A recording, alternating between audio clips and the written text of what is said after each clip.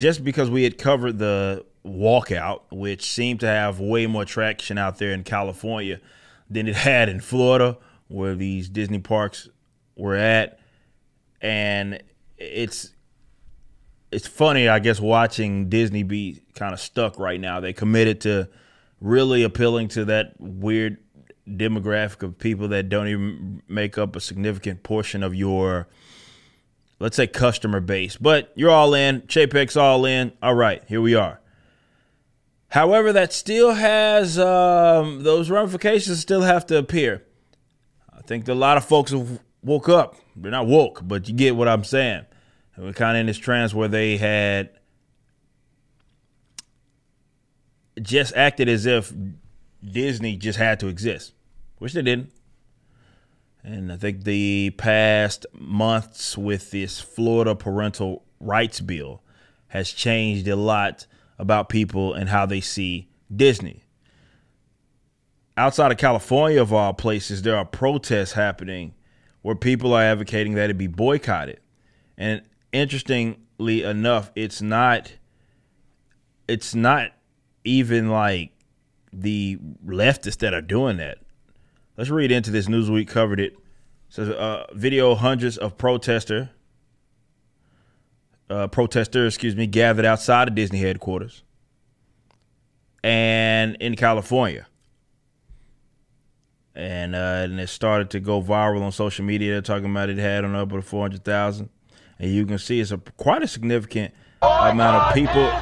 And they're chanting boycott Disney. Boycott Disney! And they're at Disney, and there's a bunch of people. This is more people, it looks like, than it was of the people that were protesting what was going on in Florida in California. So this is a more significant thing there. Now, look, the whole protest thing and like showing up and marching and stuff, I'm not the biggest fan of that type of shit, definitely with the information spreading or the subject of here.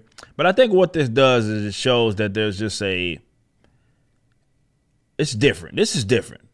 You're having people that are finally, and I don't know how significant it's going to be going forward, like in the future, but you have people that are finally understanding what this is, and they're saying, yeah, maybe this isn't a company that we should be dealing with.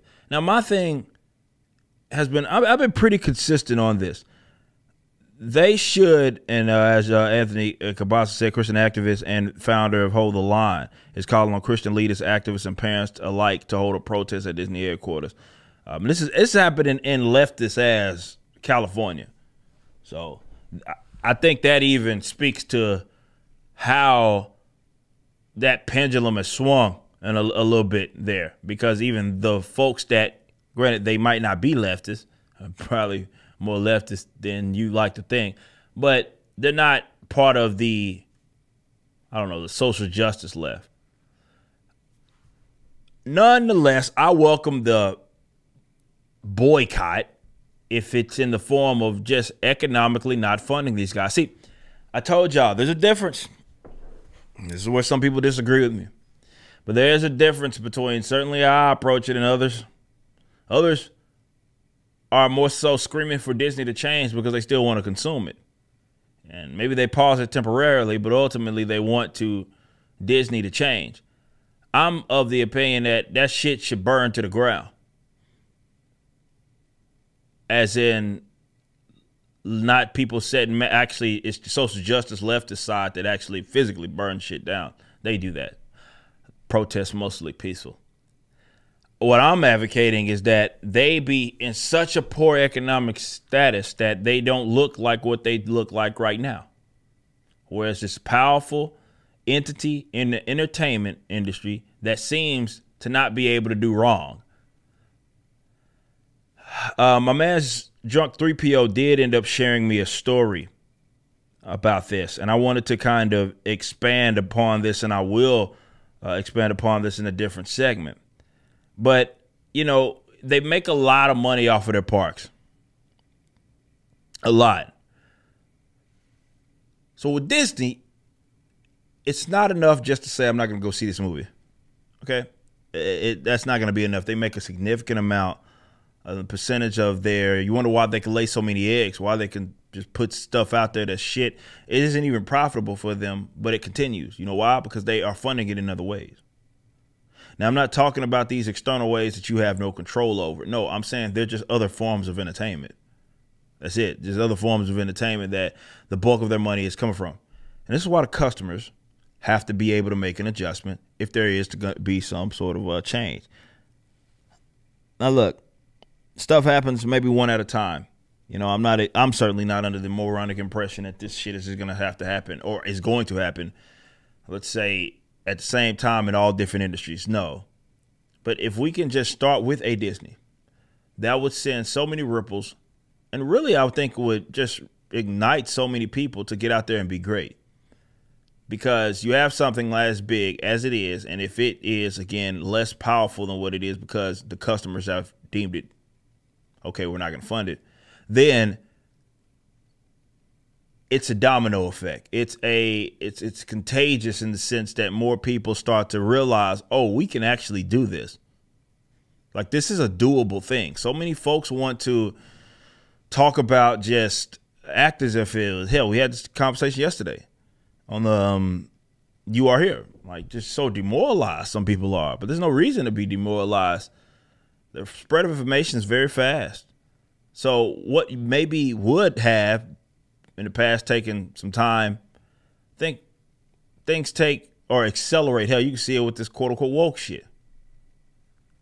See it with the woke shit. Accelerated, like how fast it got bad.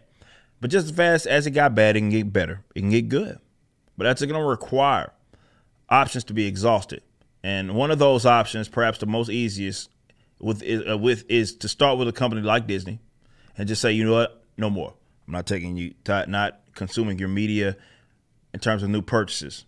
Now, get it. You have, like, you might have bought stuff in. I'm not telling you to go get your products that are now owned by Disney and to burn them down. That's not what I'm saying. But you can not fund them going into the future. That's a very doable thing that anybody watching this video can do. You know, for the most part, y'all don't work for them. You don't have to work for them if you do, but you don't work for them. They don't pay you. The only things happening right now, you don't have, like, let's say they're not providing your water bottles. They're not providing you your food, your house, necessities. No, it's just an entertainment company. If we can start with just this entertainment company that's a mega corporation and the customers en masse, even if it's just a side of them, they would be severely hurt if, let's say, a bunch of non-leftists said, you know what, we're not funding you anymore. Go fuck yourself. They got one or two options. Get ran into the ground or to pivot.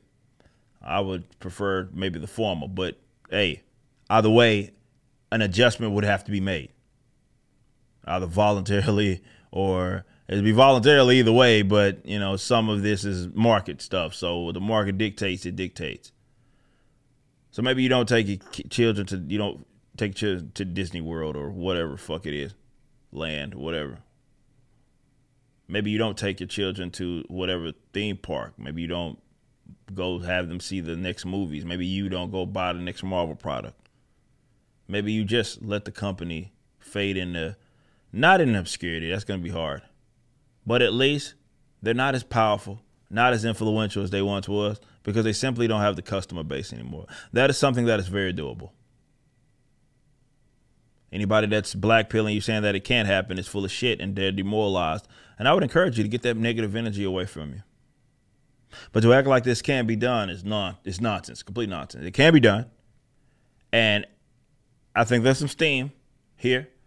We're starting to get people are getting a little more motivated because they're seeing this company for what it is. So let it die. You know what I'm saying?